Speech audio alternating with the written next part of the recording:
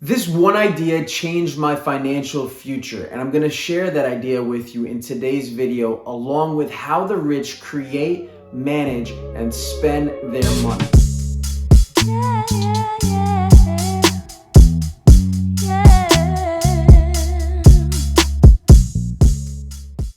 So first, I'll share with you guys the idea that changed my financial future. I got it from a book called Rich Dad, Poor Dad by Robert Kiyosaki. It's a book I recommend to everybody to get you started on learning more about finances, wealth, and real estate. This is one of the first books that I started reading and that I finished cover to cover. And like I said, it is one of the best books. But one main idea that stuck out, that completely shifted the way that I look at money, is when Robert speaks about what an asset is and what a liability is. Because you learn these terms, or you may have heard them in accounting, but a lot of people don't pay attention because it sounds boring and they don't understand it. But basically, an asset is anything that puts money in your pocket. A liability is anything that takes money out of your pocket. A lot of people consider their house that they bought, that they own, as an asset because they own it and they have maybe some equity in it. It grows grows value over time. So they consider it an asset. But what Robert says in the book is that that is not a real asset, because a real asset would pay you. It would put money in your pocket. And when the mortgage comes due at the beginning of the month, you're paying the lender. You're paying them. Money's coming out of your pocket. Therefore, it's a liability. So that shift in the way that you see what is an asset and what is a liability dramatically changes how you then behave with money. So then he goes on to show you these diagrams of how the rich spend their money, where it flows, and how they manage it versus other people. So I'm going to share with you now those diagrams, and I'm going to put my own spin on it. So these diagrams are different than what you see in the book. Like I said, the ideas are there from the book, but I put my own twist on it because I find this to be a little bit more clear.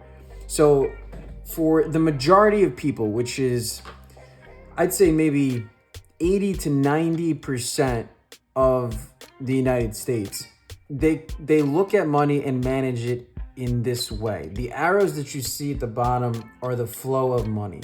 So you start with the income box, right? And these boxes, the size of them is on purpose, okay? So the income box is usually made from a job, wages, or a salary of some sort. It could be one, sometimes it's multiple, but this is where the money starts to flow.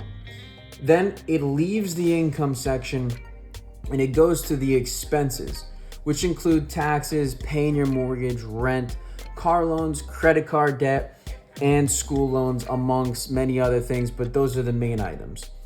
After you spend your money in this expense column, whatever's left over then goes into the consumption column, where you spend money on clothes, vacations, eating out at restaurants, and any type of recreational activities.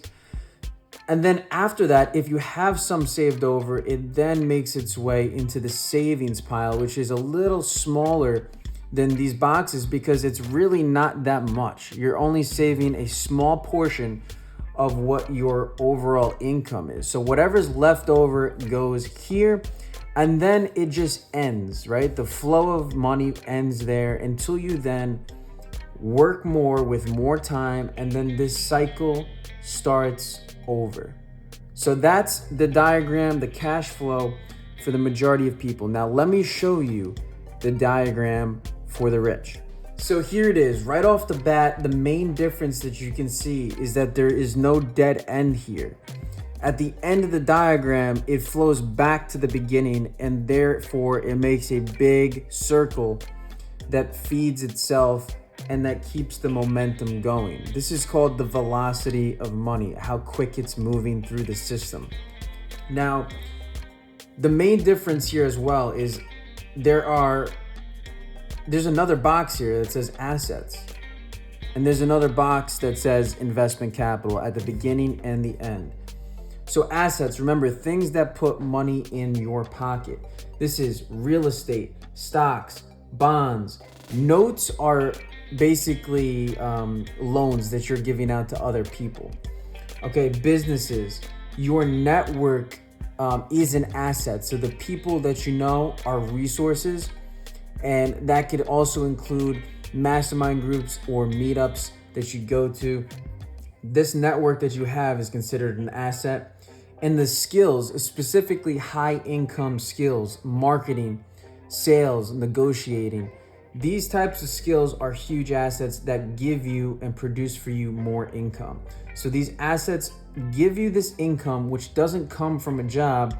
It comes from rental income, dividends from stocks and bonds, interest from loans that you're giving out to other people, royalties, which are basically ongoing income, cash flows that come from maybe books, or if you have a stake in a business or someone else's business, you'll get royalties every year, every month, every quarter.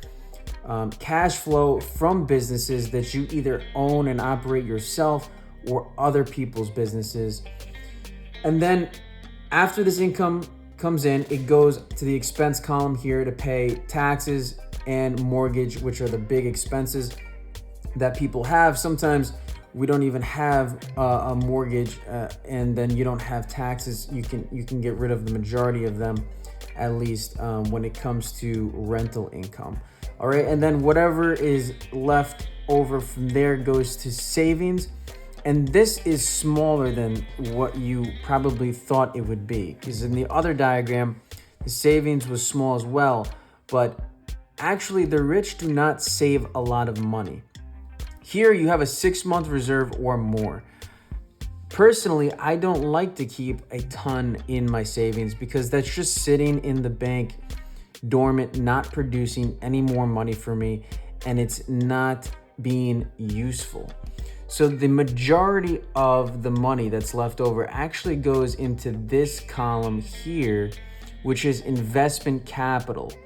This chunk of money is then deployed back over into the asset column and is used to buy more of these things or increase whatever is there, which then pours more money into the income, reduces the expenses, increases the savings, increases the investment capital pool, which then gets deployed back in a circle, and the velocity increases. This is how the rich get richer. And this is what you need to learn. This column here is vitally important. Build your asset column, build your income column, reduce your expense column, and then your savings will go up, but you need to continue to redeploy capital. That's what the rich do. I hope that idea was useful and valuable to you. I wish they would teach us these things in school, but they don't. So I'm glad you're here learning about it, because the majority of people don't know these things. And so therefore they don't know that they need to change what they're doing to get different results. But you do, because you watched this today. So I hope if you want to learn more about it, that you will go and pick up this book, Rich Dad, Poor Dad, and start your journey on self-education and self-improvement. Thanks for watching today's video. Have a great day. And remember, keep going, keep learning, and keep grinding.